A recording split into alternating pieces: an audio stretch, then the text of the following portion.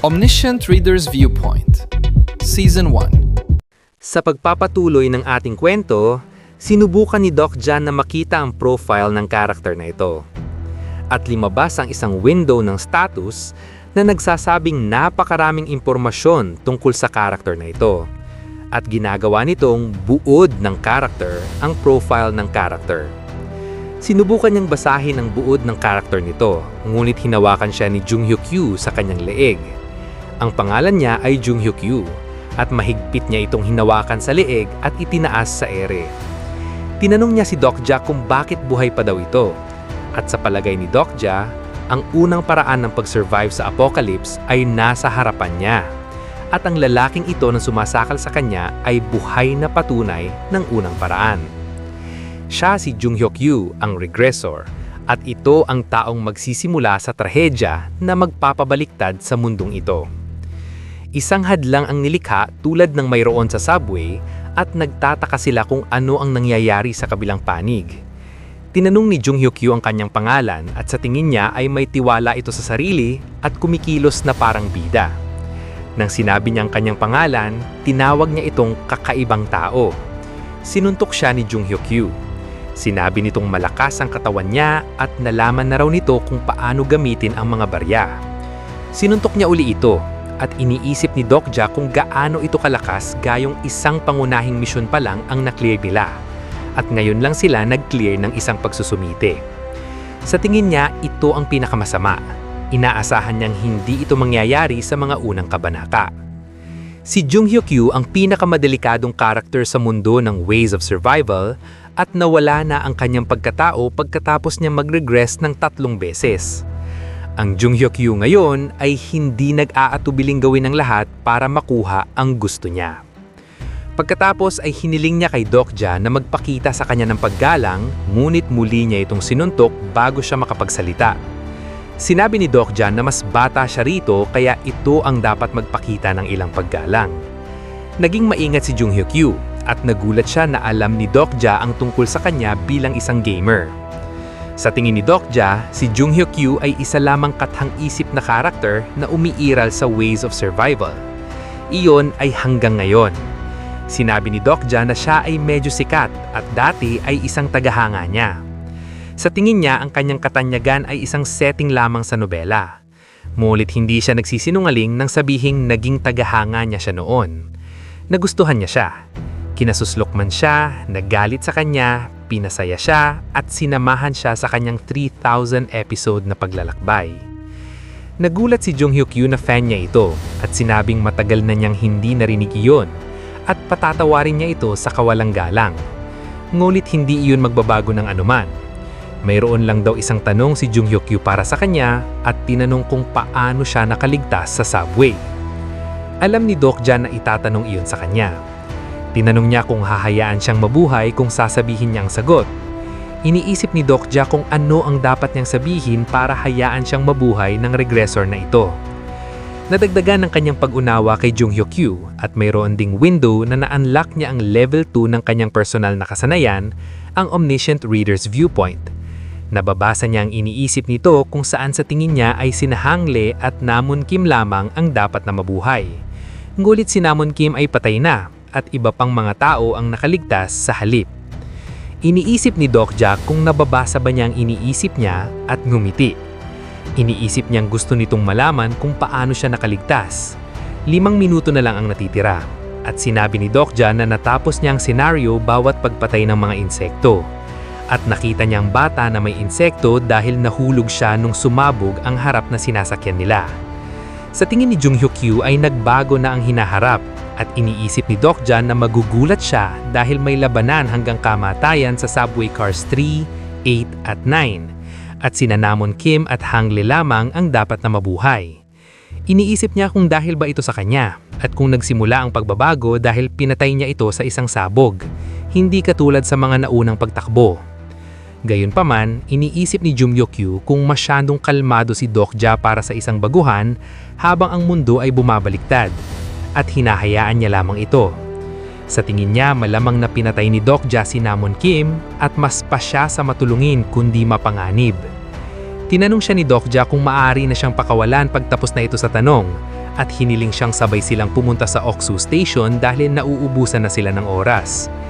Ginamit ni Jung Hyuk-kyu ang kanyang SS grade skill na Eye of the Sage at mas hinigpitan niyang paghawak kay Dokja.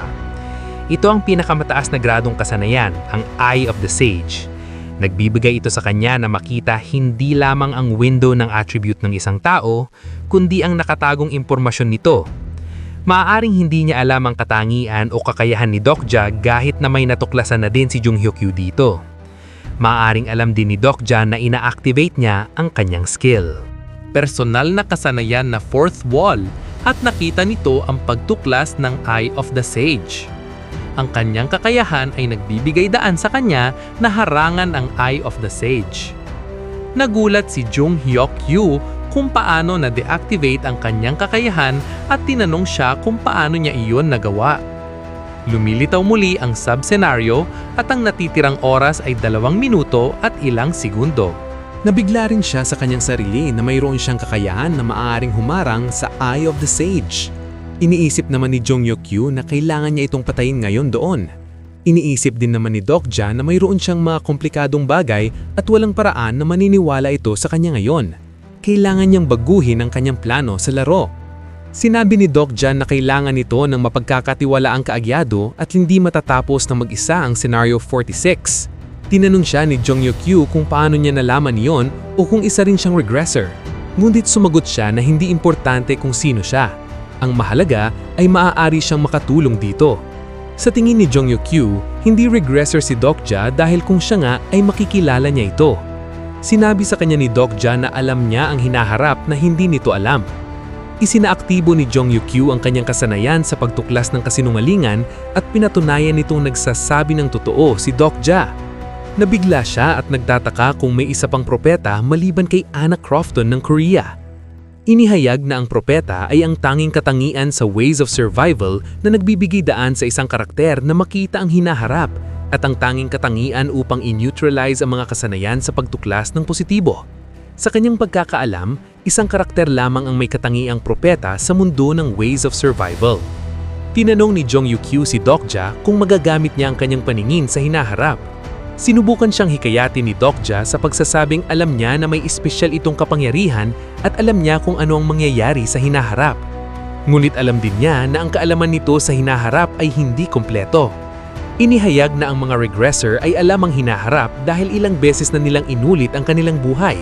Ngunit magbabago ang kanilang kinabukasan kung babaguhin nila ang kasalukuyan gamit ang impormasyong iyon. Gayunpaman, ang lahat ng regressor ay makakarating sa hinaharap na hindi nila alam maliban kung uilitin nila ang lahat ng kanilang ginawa sa kanilang nakaraang pagtakbo. Hiniling ni Dokja na gawin siyang kasamahan upang makumpleto nito ang kaalaman sa hinaharap. Sa tingin niya, ang isang tulad ni Jung Hyuk-kyu ay magiging interesado na magkaroon ng isang propeta bilang kasama at maaani siyang kumilos bilang propeta nito dahil siya lamang ang nagbabasa ng kwentong ito. Napangiti si Jung Hyuk-kyu at iniisip kung si Dokja nga ay isang propeta. Makakatulong na isama siya hindi lamang para sa Scenario 46 kundi pati na rin sa pakikipaglaban kay Zarathustra. Nag-iisip pa rin siya kung dapat niya ba itong kunin o hindi at 50 segundo na lang ang natitira hanggang matapos ang senaryo. Lumipas ang 10 segundo at nagpasisya si Jung Hyuk-kyu na gawin siyang kasamahan. Kinaladkad niya siya sa likod at tumawid sila ng Deus Ex Minor Bridge ng even numbers. Ang iba ay naghihintay pa rin sa kanya at nagtataka kung ano ang nangyari. Habang isinasama siya ni Jung Hyuk-kyu, hawak ang kanyang kwelyo, hindi pa rin makapaniwala si Dokja na nagawa niyang kumbinsihin ng regressor. Napagod siya dahil sa sobrang konsentrasyon. Ang kanyang personal na kasanayan na Omniscient Reader's Viewpoint ay na-deactivate. Medyo nababalisa si Dokja tungkol dito. Gayunpaman, ginawa niya ang lahat ng kanyang makakaya at nakumbinsi si Jung Hyuk-kyu sa huling sandali. Hindi nagtagal ay nakarating sila sa pinakahuling tulay at tinanong siya ni Jung Hyuk-kyu ng isang huling tanong. Hiniling nitong sabihin sa kanya ang tungkol sa kanyang hinaharap kung siya nga ay isang propeta. Takot at masama ang kutob ni Dokja habang lumalapit sila ng ahas. Nag-aalala siya kung pakakaluwasan ba siya o papatayin siya roon. Sa palagay niya ay isang psychopath si Jung Hyuk-kyu at mas kilala niya ito kesa sino man. Sinabi ni Dokja na sasabihin niya ang ilang bagay. Una, hindi siya alipin nito kaya kailangan siyang tratuhin bilang pantay. Pangalawa, gusto niyang makipagtulungan ito sa kanya gaya niyang pakikipagtulungan niya rito. Sinabi ni Jong Yukyu na hindi pa rin ito nasasagot ang kanyang tanong, ngulit gumiti lamang si Dokja at may pano niyang sinabi na bitawan siya nito kung talagang naniniwala ito sa kanya. Binitawan siya ni Jong Yukyu, bumagsak si Dokja at nahulog sa dagat. Sinabi ni Jong Yukyu na naniniwala siyang isa siyang propeta, ngunit hinayaan pa rin niya itong mahulog sa bibig ng ahas. May lumabas na notification na nagsasabing nabigo si Dokja na matapos ang senaryo. Kung nagustuhan mo ang mga video na ito ka-T-Recap, don't forget to leave a like and subscribe at i-hit mo na rin ang notification bell para updated ka sa mga bago pa natin mga video. Salamat at maasim na araw!